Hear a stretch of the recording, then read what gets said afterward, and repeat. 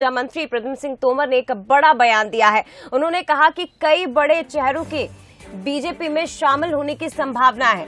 कांग्रेस में अब कोई नहीं रहना चाहता, कांग्रेस में अब किसी का सम्मान नहीं है और जो बीजेपी में आएगा उसका स्वागत मैं करूंगा। तो जो बीजेपी के संपर्क में है उनके नाम समय बताएगा। जब उनसे ये सवाल पूछा गया कि कौन कौन से ऐसे बड़े चेहरे हैं जो बीजेपी के संपर्क में हैं और जो पार्टी ज्वाइन करना चाहते हैं, तो इस सवाल पर उन्होंने इस तरह से जवाब दिया कि जो बीजेपी के संपर्क में हैं उनका नाम समय बताएगा। कांग्रेस में अब रहना कौन चाहता है? कांग्रेस में अब सम्मान स्वागत करूंगा मैं तो। अरे अब वो समय बताएगा। कांग्रेस में अब रहना कौन चाहता है? चलिए जानकारी हम लेंगे। हमारे साथ फोन लाइन पर संवाददाता उमेश पाराशर इस वक्त जुड़ गए हैं। उमेश, देखिए संभावनाएं तो कई जताई जा रही है, लेकिन जब सवाल पूछा गया चेहरों के विषय में तो जवाब तो मंत्री प्रद्युम्न सिंह तोमर ने भी नहीं दिया।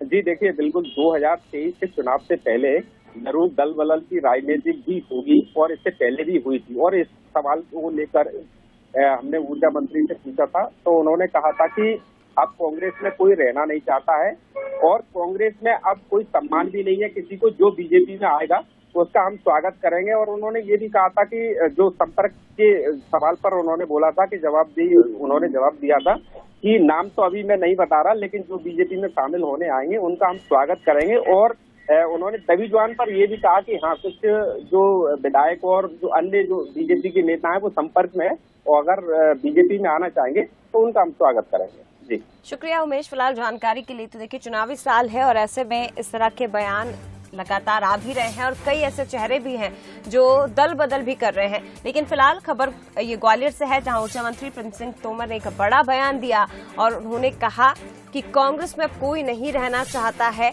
किसी का सम्मान उस पार्टी में नहीं है, लेकिन जल्द ही खुलासा होगा कि कौन अब बीजेपी ज्वाइन करने जा रहा है।